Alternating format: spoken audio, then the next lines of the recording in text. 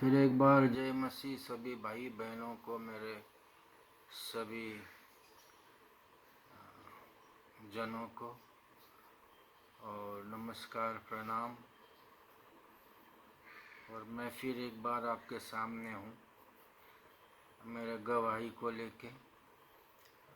और अब्राहम, इसहाक, याकूब के परमेश्वर जो मेरे परमेश्वर है, और प्रभु यीशु मसीह जो मेरे उद्धारक है।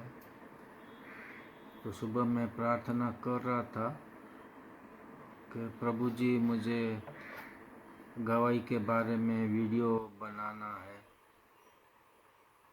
तो परमेश्वर की कृपा से मेरे दिमाग में दो वचन, दो बातें आई।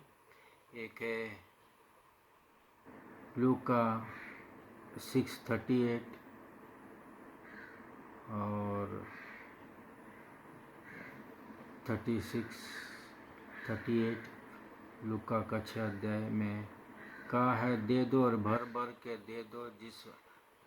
जिस नाप से आप दूसरे को दे दोगे वैसा ही आपको मिलेगा। दे दो और उंडेल के भर भर के दे दो। और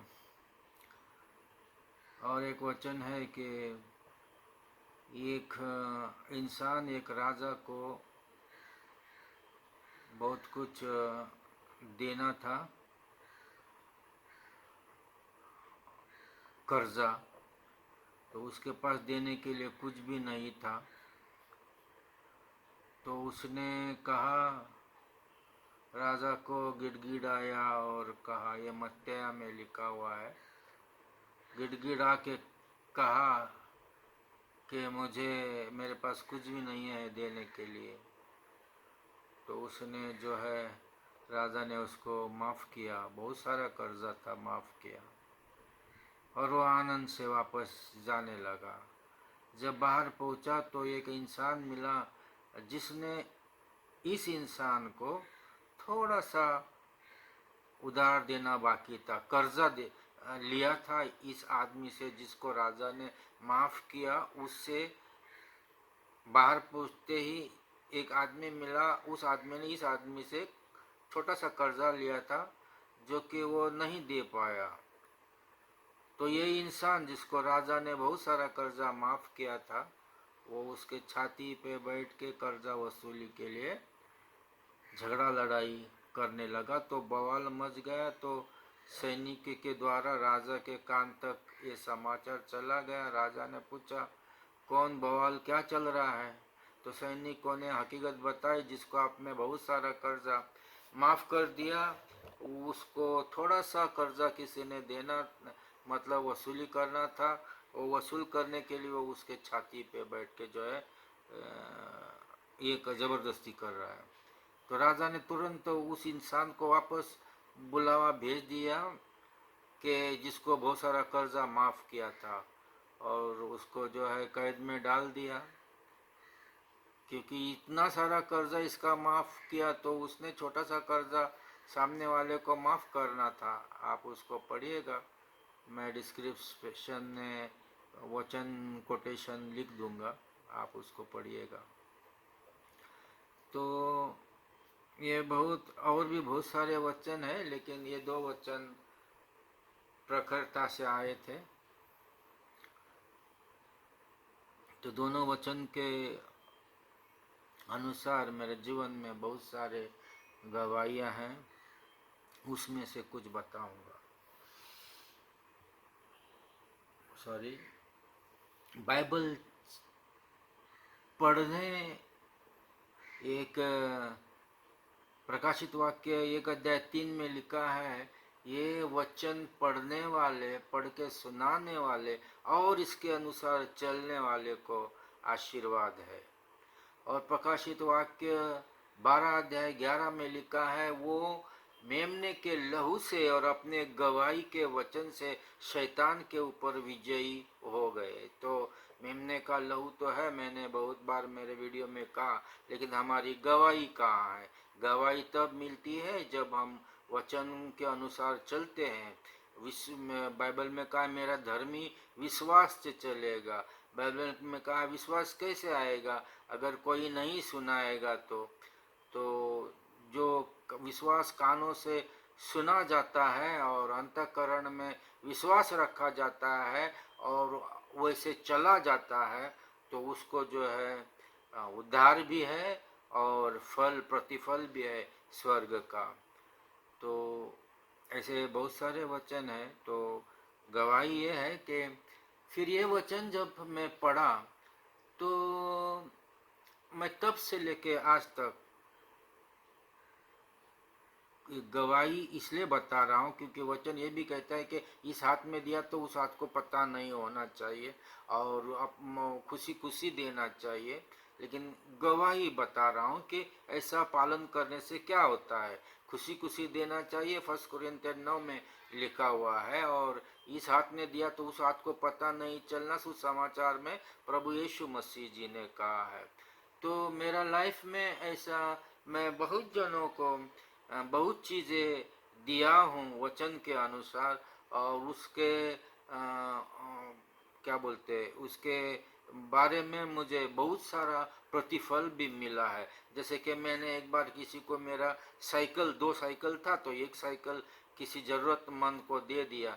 ये बात अलग है कि उसने वो साइकिल को मतलब ठीक से इस्तेमाल नहीं किया और कुछ किया, वो लंबा स्टोरी है। खैर, लेकिन परमेश्वर ने बाद में मुझे मोटरसाइकिल दे दिया। हालेलुया। तो मैंने बहुत सारे लोगों को कपड़ा और मतलब कुछ भी जो है चप्पल समझो या किसी के बाल कटवाने हैं, किसी को इस प्रकार बहुत सहायता मदद किया और मुझे भी प्रभु ने उसके बदले में बहुत सारा जो है आशीर्वाद दिया। और एक बार बहुत मैं नया नया था, अभी तो कॉमन सैलरी 20,000 ऐसी है रेट। लेकिन वो मैं उस समय में 450 रुपया मतलब मेरा जो स्किल है ड्राइविंग या सेल्समैनशिप या काउंटर बॉय इस प्रकार, तो उसका उस समय में मैक्सिमम सैलरी 450 रुपया था जिससे पूरा महीना चला जाता था। 1990 की बात कर रहा हूँ, 92 की बात कर रहा हूँ। तो वो कर्जा माफ करो वो बात मैंने सुनी और जब आ रहा था तो मैंने देखा एक आदमी जो मुझे 450 रुपया देना बाकी है तो वो छुपने लगा। तो मैं उसको वहाँ छुपे हुए जगह में जाके उसको खींच के बाहर लाया और उसको बताया भाई मेरे से इसके आगे छुपना नहीं, तेरा कर्जा माफ हो गया। वो आ करके मुंह खोल के मुझे ताकता ही रहा। मैंने उसके 2-3 बार झटका दिया और बोल दिया बाबा तेरा कर्जा माफ हो गया भाई, तू लुका छुपी मत कर। और अभी हाल ही में मिला था और उसके गले में सोने का चेन और बहुत धनी बना था। कोई दूसरा दोस्त मुझे बता रहा था कि वो अभी बहुत धनी बना है, लेकिन वो आदमी आज भी मुंडी झुका के चोर की तरह ही उसका रवैया मैं देख रहा था परीक्षा करके कि भाई तेरे तू अच्छा है, तेरे मेरे को माफ़ किया, आज मैं तेरे को चाय पिलाता हूँ, नहीं तो थोड़ा सा पैसा रख ले। ऐसा कुछ उसकी नियत दानत नहीं थी। वो छोड़िए, अपने माफ़ किया तो माफ़ किया। लेकिन बाइबल में आने के पहले मैं एक मार्केटिंग मैन था। वो लंबा स्टोरी शॉर्ट में बता रहा हूँ। मार्केटिंग मैन था तो इधर उधर जाके ऑर्डर्स वगैरह ले लेना, तो कंपनी ने मुझे धोखा दिया मेरा कमीशन मेरा पगार के बारे में। तो मैंने दिल में सोचा कि दूसरे को ऊपर उठा के क्या फ़ायदा, मैं मेरा धंधा शुरू करूँगा करके नोटबुक रजिस्टर एनवलप फाइल्स वगैरह तैयार करने का छोटा सा यूनिट कर्जा लेके एडुकेशन के अनएम्प्लॉयड ऐसा कुछ स्कीम था। तो मैं ज़्यादा पढ़ा नहीं हूँ, 10वीं तक पढ़ा हूँ। तो वो स्कीम के तहत मैंने कर्जा ले लिया छोटा सा और वो फैक्ट्री लगवा दिया और चल रहा था उससे मेरी रोजी रोटी। तो कुछ दिन बाद उसको आग लग गई। आग लग गई मतलब पड़ोसी ने अपना झूठ कुछ गड़बड़ किया और आग लगाया इंश्योरेंस क्लेम करने के लिए। उसका पानी और आग आया, मेरे एक ही दीवार था तो मेरे तरफ भी आ गया। और वो लोग, मेरा घर नज़दीक था, मुझे नहीं बुलाए, वो लोग खुद ब खुद सब कुछ किए। और मुझे भी बताए कि कुछ वो लोग पैसा मुझे दे देंगे। तो मैंने सोचा उनके सामने क्या जाना, मैं तो रिपोर्ट इंश्योरेंस को देना है, वो दे दूंगा करके फायर ब्रिगेड का और किसका रिपोर्ट तैयार किया।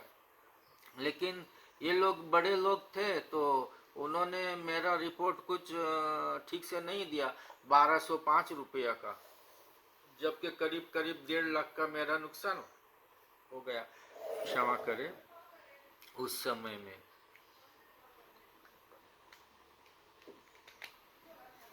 तो मैंने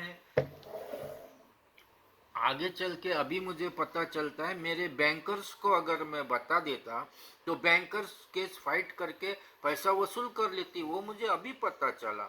मतलब बाद में, वो तभी कुछ अक्ल नहीं आया, मैं 21 का था तभी, ज़्यादा कुछ अक्ल ज्ञान नहीं था, आज भी ज़्यादा कुछ अक्ल ज्ञान नहीं है, लेकिन पिता परमेश्वर मेरे साथ में रहते हैं। तो फिर मेरे रक्षक वही है और मेरा ज्ञान बुद्धि सब वही है। तो फिर चलो मैं रास्ते पे आ गया।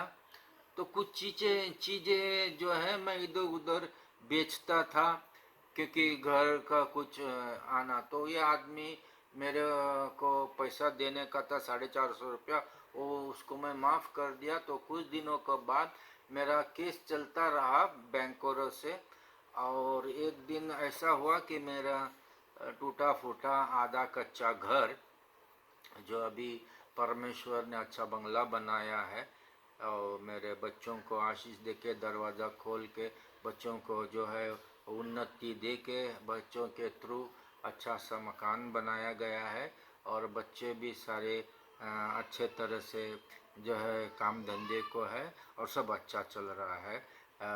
हालेलुया, परमेश्वर को महिमा हो। तो मैं उस इंसान को जो माफ़ किया था, तो फिर कुछ दिनों में मैं प्रार्थना को भी बीच में मुझे कोई यीशु मसीह के बारे में बताया, वो लंबा स्टोरी फिर कभी बताऊंगा अगले वीडियो में। तो फिर मैं प्रार्थना को गया और मैंने सोचा कि भाई आज तो जब शाम को आ जाऊंगा तो जो है मेरे बीवी बच्चे, छोटे छोटे बच्चे थे मेरे, बाहर वो बैठे रहेंगे। वो अपने एल्यूमिनियम के कुछ हमारे बर्तन थे छोटे से, वैसा लेके बाहर बैठे रहेंगे और घर पे मेरा ताला रहेगा। घर आता हूँ तो मेरी मैडम जी एकदम कैट वॉक करते चलती आई, हंसते हंसते। मैं बहुत देर से आया था, तो मैंने कहा क्या हुआ? तो बोलती हैं कि वो लोग चले गए, हमारा कर्जा माफ़ हो गया। तो बाद में मुझे बाइबल में मिला, पुराने नियम में 7 साल से ज़्यादा जिसका हुआ है कर्जा नहीं दे सकता है, तो उसका कर्जा माफ़ किया जाएगा। तो परमेश्वर ने मेरा कर्जा माफ़ कर दिया। और फिर मैंने भी वो 450 रुपया किसी को माफ़ कर दिया था ना, तो वो भी मुझे याद आया, परमेश्वर को धन्यवाद दिया। लेकिन जब मैं घर आ रहा था तो बड़ी उदासीनता से आ रहा था, लेकिन परमेश्वर ने मुझे, मतलब कहा है ना, रोते रोते बोओगे और शाम को हंसते हंसते, ऐसा कुछ। तो ऐसा परमेश्वर ने मुझे आशीष दिया। तो 2 वचन मैंने क्या पहले में बताए, वो आपको याद करिए। और भी बहुत सारी ऐसी बातें हैं। मैं इस वीडियो को यहीं समाप्त करता हूँ, फिर गवाही के साथ मिलूँगा। जय मसीह की। आमीन।